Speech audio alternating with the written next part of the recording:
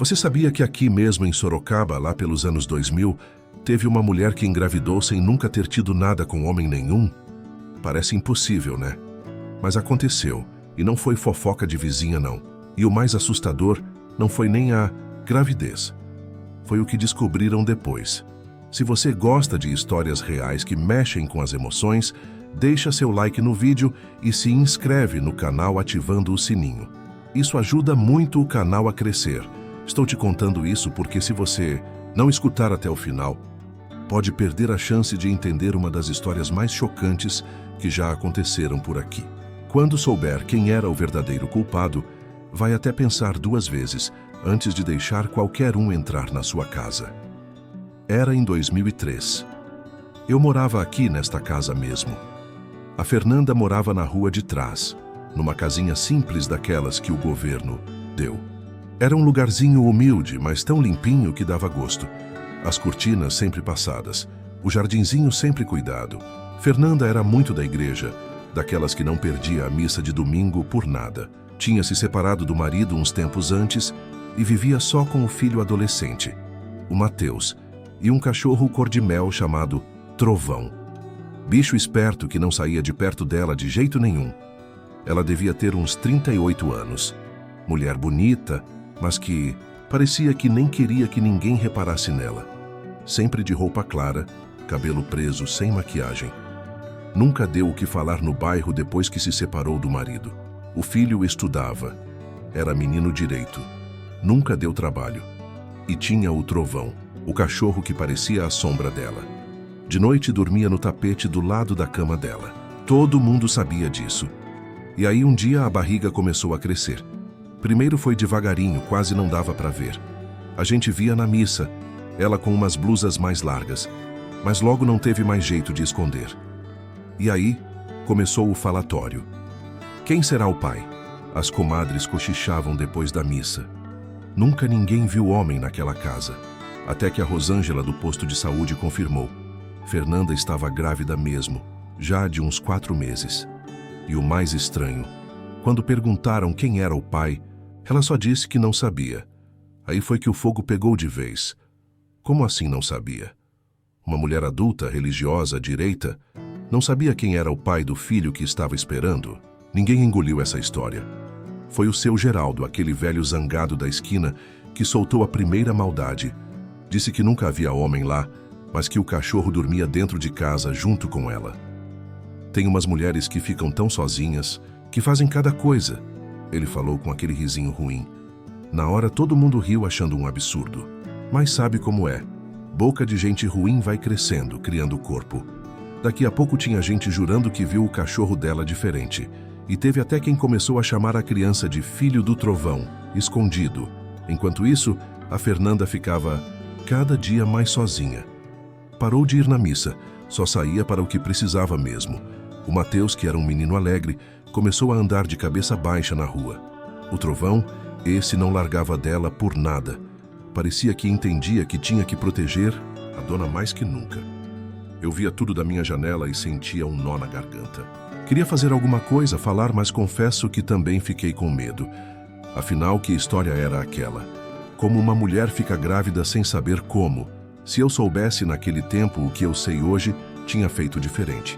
Tinha dado a mão, oferecido ajuda. Porque no fundo o que aconteceu com a Fernanda foi muito pior do que qualquer fofoca podia imaginar. A história da Fernanda e da gravidez esquisita foi só o começo de uma coisa muito mais feia. Uma coisa que só fui entender muito tempo depois, quando já era tarde demais para fazer diferença. Os meses foram passando e a barriga da Fernanda crescendo. Quando entrou no 7º mês, ela quase não saía mais de casa. Mandava o Mateus fazer compra, pagar conta. O menino que antes vivia na rua jogando bola, agora só ia para a escola e voltava correndo. Parecia que tinha medo de deixar a mãe sozinha. Mais esquisito ainda foi quando ele começou a dormir fora. Não era sempre, mas 1 ou 2 vezes por semana o Mateus não dormia em casa. A gente sabia porque a mãe do Gabriel, amigo dele, comentava no mercado. O Mateus está lá em casa de novo. Diz que a mãe não dorme direito, que grita de noite. Isso era verdade. Eu mesma já tinha ouvido os gritos da Fernanda de madrugada. Não era grito de dor do corpo. Parecia grito de desespero, de quem está tendo pesadelo ruim ou lembrando de coisa medonha. Foi numa noite quente de fevereiro que aconteceu. Eu estava na varanda quando ouvi o primeiro grito. Não era como os outros gritos da Fernanda, de pesadelo. Era grito de dor mesmo, fino, comprido. O segundo grito veio logo depois, mais forte. E aí o som que confirmou. O latido desesperado. Do trovão muitas vezes, como se chamasse ajuda. Larguei o tricô e corri para o telefone. Tinha que chamar a ambulância. Fernanda estava tendo filho em casa, talvez sozinha com o Matheus. Emergência. Preciso de ambulância urgente. Falei depressa. Uma vizinha está tendo filho. Enquanto esperava, peguei meu casaco e corri para a casa da Fernanda. O portão estava trancado, chamei e bati. Foi o Matheus quem apareceu na janela com cara de preocupado. Dona Lúcia é minha mãe, ele disse, a voz tremendo. Começou de repente. Ela está com muita dor. Já chamei a ambulância. Matheus, abre o portão para mim, preciso ver ela. Dentro da casa era desespero puro. Fernanda estava no sofá de camisola, o rosto vermelho e suado, se torcendo de dor. Tinha água no chão. A bolsa tinha estourado. O trovão andava de um lado para o outro, nervoso, latindo às vezes, querendo ajudar a dona. Fernanda, olha para mim, falei segurando a mão dela. A ambulância está vindo. Vai ficar tudo bem. Ela apertou minha mão forte, os olhos cheios de medo. Não quero que nasça, ela gemeu. Aquilo me doeu. Que mãe não quer que o filho nasça? A ambulância demorou o que pareceu 1 ano. Quando chegou, Fernanda já estava com dor muito perto. Os moços da ambulância olharam rápido e viram que não dava tempo de levar para o hospital. O neném estava saindo. Mandaram o Matheus para o quarto a pedido da Fernanda. Não quero que ele veja isso, ela disse. O parto foi rápido. Fernanda não gritava mais, mordia um pano. Os olhos fechados com força, como se quisesse esquecer a dor e tudo em volta. Quando o neném finalmente saiu, uma menina pequena, mas parecia bem. Não teve choro de alívio da mãe, nem pergunta. Fernanda só virou o rosto para o lado, os olhos fechados, como se não quisesse ver a bebê. A pequenininha tinha força no pulmão. Chorou logo que a moça limpou ela. Quer segurar? Sua filha? A moça perguntou. Não, Fernanda respondeu, a voz fraca, mas firme.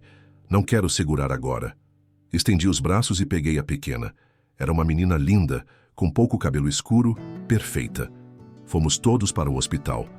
Fernanda na ambulância, eu num táxi com o neném, porque a Fernanda não queria ficar perto, e o Matheus ficou em casa com o trovão. No hospital, a frieza de Fernanda com a menina chamou a atenção dos médicos. A doutora das crianças veio falar comigo, preocupada. A mãe não quer nem olhar para a criança. Isso acontece às vezes, mas acho que tem mais coisa nessa história. Fernanda e a bebê voltaram para casa uns 2 dias depois. Nada tinha mudado. Fernanda cuidava da menina como obrigação. Dava banho, trocava fralda, amamentava. Mas sem carinho, sem olhar nos olhos. Parecia que estava cuidando de uma boneca. O Matheus ajudava muito. Ele sim parecia ter carinho pela irmãzinha. Foi uns 3 meses depois do nascimento da bebê que aconteceu o acidente. Numa tarde de domingo, o Matheus estava andando de bicicleta, coisa rara, ele quase não saía mais. O menino caiu feio na esquina da padaria, bateu a cabeça no meio-fio e desmaiou. Chamaram a ambulância e levaram o Matheus para o hospital. Assim que soube, corri para a casa da Fernanda para avisar. O Matheus caiu de bicicleta, falei. Está no hospital. Bateu a cabeça, mas parece que não foi grave. Fernanda ficou branca, mas não podia deixar a bebê sozinha. Eu fico aqui enquanto você vai, ofereci. Fiquei lá quase 2 horas. A bebê era um anjo, dormiu quase o tempo todo. A casa era limpa, arrumada, mas triste. Sem foto na parede, sem enfeite. Fernanda voltou chorando. O Matheus teve uma pancada leve, mas ia passar a noite no hospital para observação. Estava fazendo chá para ela quando o telefone tocou de novo. Era a enfermeira. O Matheus teve uma convulsão. Fomos juntas para o hospital com a bebê. Na ala das crianças, uma enfermeira mais nova veio falar com a gente. A senhora é a mãe do Matheus? Perguntou para a Fernanda. Ele está bem agora. Foi só uma convulsão leve, mas antes da gente entrar para ver ele, posso fazer uma pergunta? Fernanda fez que sim. E aí veio a pergunta que mudou tudo. É verdade que o pai dele é o mesmo da bebê? O tempo parou. Fernanda ficou parada, os olhos arregalados, como se tivesse levado um tapa. Eu fiquei sem reação. A enfermeira tentou consertar. Desculpa, é que o Matheus estava delirando na convulsão, falando coisas, mas era tarde. A pergunta estava no ar. E pela reação da Fernanda, o choque, o horror no rosto dela, eu soube que tinha tocado numa verdade terrível. A ficha começou a cair devagar. A solidão, o jeito esquisito do Matheus, a negação da Fernanda, a rejeição da bebê, era isso que estava acontecendo naquela casa quieta, debaixo do nosso nariz, enquanto a gente fazia piada ruim de cachorro. No dia seguinte, fui na casa da Rosângela, que trabalhava no posto de saúde. Você já sabe, né? Perguntei. Suspeitei desde o começo, mas não queria acreditar. Ela respondeu. Foi o Matheus? Ela fez que sim com a cabeça, os olhos cheios d'água. Mas não é o que parece, a situação é muito mais complicada. Rosângela me contou então a verdade. Matheus tinha sonambulismo desde pequeno. Levantava de noite, andava pela casa, tudo dormindo. Fernanda estava acostumada, só levava ele de volta para a cama. Mas numa noite, ele entrou no quarto dela dormindo e aconteceu. Dormindo pesado, confundiu a própria mãe. Fernanda acordou no meio do abuso, empurrou, gritou. Ele acordou confuso, sem lembrar de nada. Ela viu nos olhos dele que não tinha consciência. Quando acordou e viu onde estava, ficou horrorizado, chorou, pediu desculpas sem entender o que tinha feito. Fernanda não teve coragem de contar para o filho o que ele fez. Comprou fechadura nova e rezou para nunca mais acontecer. Mas semanas depois vieram os enjoos. Quando descobriu a gravidez, entrou em negação. Não podia aceitar que carregava o filho do próprio filho. Um filho que nem sabia o que tinha feito. Escondeu a verdade do Matheus. Deixou ele achar que era mistério. Deixou a vizinhança inventar história de cachorro. Preferia ser chamada de louca a destruir a vida do filho com essa verdade. Ele era só um menino, ela me disse depois. Não tinha culpa. Como eu ia dizer, para ele uma coisa dessas? 2 dias depois dessa descoberta, fui conversar com ela. Levei um bolo, sentamos na cozinha. Eu sei o que você está pensando, ela disse. A Rosângela te contou. Perguntei se era verdade que ele não sabia que estava dormindo. Ela confirmou. E agora? O que você vai fazer? Não me pergunte nada. Só reza por mim. Nas semanas seguintes, comecei a visitar ela mais vezes. Não falávamos do assunto, só dava companhia. Mas notei que ela estava planejando algo. Escrevia num caderno, fazia ligações. 5 meses depois do nascimento, ela me pediu para cuidar da bebê umas horas. Voltou à noite com alívio no rosto. Na semana seguinte, vi movimento estranho. Homem medindo móveis, Matheus empacotando livros. Estamos de mudança, ela me disse. Não posso mais ficar aqui. Já achei uma casa numa cidadezinha do interior. Ninguém conhece a gente lá. Vai ser um recomeço. Na véspera da mudança, fui me despedir. Queria te agradecer por não julgar, por estar aqui. Você vai mandar notícias? Um dia, quando for seguro, eles saíram de madrugada. A vizinhança falou muito. Uns diziam que ela fugiu de vergonha. Outros continuavam com a história do cachorro. Eu guardei a verdade que nunca podia contar.